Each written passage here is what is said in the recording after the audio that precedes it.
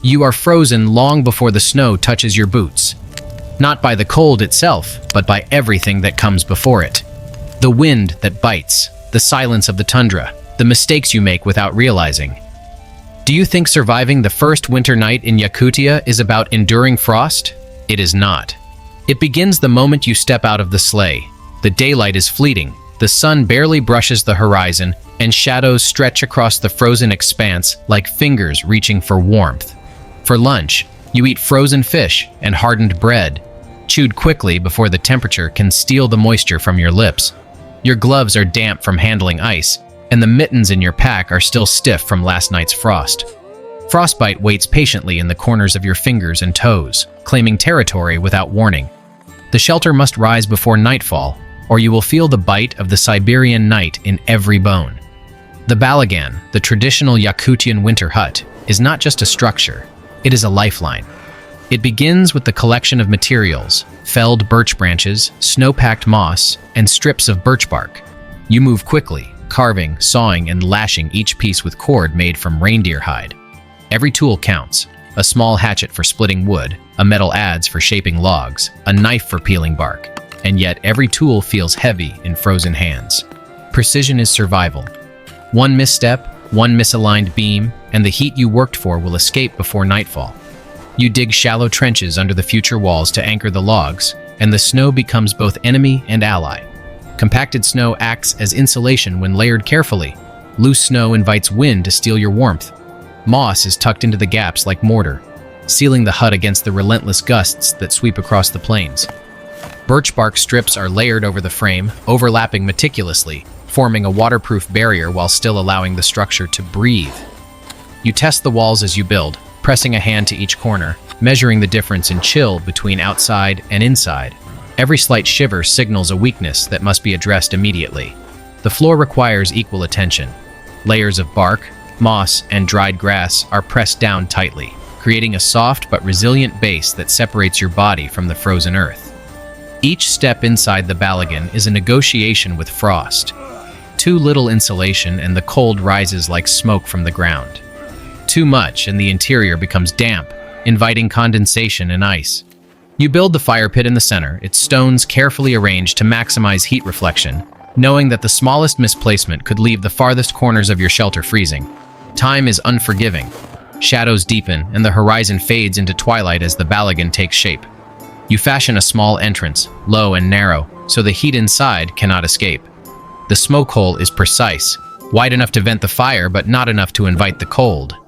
Inside, the hut is a miniature fortress, a womb of warmth built from patience and understanding of the tundra's cruel rules. Lighting the small fire is ritualistic: tinder, kindling, and finally the dry moss that flares brightly. Smoke curls upward, the smell of warmth carrying through the hut as your fingers thaw just enough to tie the final lashings. Every action is methodical. You are aware of the wind's angle, the snow's density, the humidity of the air. You pause to adjust a layer of moss, noticing how it compresses under your gloved hands, trapping tiny pockets of air that will resist the cold. You arrange stones around the base to prevent drafts from sneaking underneath, and you stack extra moss against the walls for reinforcement. The balagan begins to feel alive, almost as if it senses the presence of a human inside, a small, flickering sanctuary amid the frozen emptiness. The sun dips below the horizon, and night approaches with ruthless swiftness. You feel the first real chill crawling over your neck and shoulders, the cold that reminds you why the balagan matters so desperately. Every branch, every layer of bark, every handful of moss carries the weight of survival. 3 hours have passed in a blur of motion and concentration, yet the structure stands firm, a testament to human ingenuity and Yakutian tradition. The balagan does not guarantee comfort, but it guarantees survival, an embrace against the Arctic's relentless grip. And as the first stars pierce the twilight, you step inside, feeling the heat slowly accumulate, knowing that tonight at least, you will endure. The first test of the balagan's strength comes with the fire. You ignite the small hearth at its center, the flames licking the walls and sending warm air spiraling toward the smoke hole. Every flicker is a lesson. Too small, and the heat is confined. Too large, and the flames threaten the fragile bark lining. You adjust logs, shift stones, and rearrange moss, watching as warmth spreads across the floor and rises to fill the hut. The difference between inside and out is astonishing. A wall of heat against the Siberian chill. You press your hands to the walls again, comparing the subtle vibration of cold through the bark. Where the frost creeps, you add more insulation, tuck moss deeper, and layer birch bark with renewed precision. Survival is never passive. It is a constant negotiation with the elements. Every breath of cold outside reminds you why your attention to detail matters. The entrance is reinforced with a heavy flap of reindeer hide, a barrier against gusts that slice like knives. You test the flap, moving in and out deliberately, feeling the immediate pull of the Arctic wind and how it dances around the edges of your barrier. Small adjustments, folds in the hide, extra layers of bark beneath, change the balance between ventilation and heat retention. Even the floor receives attention. You add bundles of dried grass and moss beneath your sleeping area, compressing them to trap warm air. The balagan is no longer just a shelter. It is an engineered ecosystem, a delicate equilibrium between fire, insulation, and human presence. The hours stretch and the night deepens. You sit cross-legged near the hearth, monitoring the temperature with your own skin as the thermometer. Your fingers thaw, then stiffen again as you manipulate moss, bark, and stone, discovering how small adjustments influence the comfort inside. You create wind barriers with extra logs stacked around the hut, testing their effect as gusts sweep over the exterior. Every sound outside, the moan of the wind, the crunch of frozen snow under unseen wildlife, serves as a reminder of the stakes. One failure, one miscalculation, and the heat will escape, leaving you exposed to temperatures far below freezing. Water is next. You melt snow over the fire for drinking and cooking, watching carefully that condensation does not drip onto the floor, risking damp that could compromise insulation. Steam rises, filling the hut with warmth, a transient layer that must not be relied upon alone. You adjust your sleeping area, pulling layers of moss and bark into a small nest that will cradle your body. Heat rises from the fire into this pocket, trapped by the careful layering of the balagan's walls. You test it, laying your hand on each surface, moving from corner to corner, checking for cold spots, recalibrating the insulation with an obsessive precision born of necessity. Time becomes irrelevant. The darkness outside presses in, yet inside the balagan, you have carved out a world of safety.